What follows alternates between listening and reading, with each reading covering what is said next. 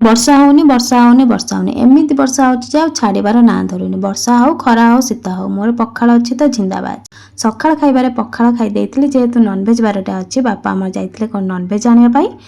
ତାଙ୍କ ହାତରେ କଳା ଜରିଟା ଦେଖିକି ମୋ ମନରେ କ'ଣ ଆସିଲା, ମୋ ବର୍ଷା ପାଗକୁ କ'ଣ ଆସିଥିବ ଭାବୁଛି। ଏଇଟା ମୋ ହାତକୁ ଯେତେବେଳେ ବାପା ଧରେଇଦେଲେ ଫଟାଫଟ ଯାଇ କିଚେନରେ ଖୋଲିକି ଦେଖିଥିଲା ବେଳକୁ ସେଥିରେ ଅଛି ମଟନ ଆଇଛି। ଫେର ମୁଁ ରୋଷେଇ ଲେଟ୍ କରିବି ସେଇଟା ତ କେବେ ହବନି। ମୁଁ ଫଟାଫଟ ଲାଗି ପଡ଼ିଥିଲି ରୋଷେଇରେ। ଆଜି ଯେଉଁ ବର୍ଷା ପାଗକୁ ରାଗୁଆ ରାଗୁଆ ମଟନ ଝୋଳ, ମଟନ ଯେତେବେଳେ କଷିଛି ତା ଯେଉଁ ବାସ୍ନାରେ ବୁନ ତ ଖାଲି ଖାଇବା ପାଇଁ ହାଁ ହାଁ। ଆଉ ମଟନ ବାସ୍ନାରେ ବାପା ତାକୁ ନେଇକି ଦେଉଛନ୍ତି ପାଣି ପିଇଦିଏ। ସିଏ ଆଉ ପାଣି ପିଇବ ନା, ମୁହଁ ବୁଲେଇ ଦେଲା। ତାପରେ ମୋ ରୋଷେଇବାସ ସରିଲା ପରେ ସମସ୍ତେ ଏଠି ଖାଇଲା ପରେ ମୁଁ ବି ଏଠି ବସିଯାଇଥିଲି ଖାଇବା ପାଇଁ। ମଟନଟା ଆମର ଟିକେ ଝୋଳ ହେଇନଥିଲା, ଟିକେ କଷା କଷା ଭଳିଆ ହେଇଥିଲା। ମୁଁ ଧରିକି ବସିଗଲି ପଖାଳ। କାହାକୁ ଏମିତି ମଟନ ସହିତ ପଖାଳ ଖାଇବା ପାଇଁ ଭଲ ଲାଗେ ମୋତେ ଟିକେ ଜଣେଇବ। ମଟନ ସହିତ ପଖାଳ ପୁରା କଷ। ଭିଡ଼ିଓଟି ଯଦି ଭଲ ଲାଗୁଥିବ ଗୋଟେ ଲାଇକ୍, ଗୋଟେ କମେଣ୍ଟ, ଗୋଟେ ସେୟାର ନିହାତି କରିବେ। ପୁଣି ଦେଖା ହେବ ନେକ୍ସଟ ଭିଡ଼ିଓରେ। ରହିଲି, ନମସ୍କାର, ଜୟ ଜଗନ୍ନାଥ।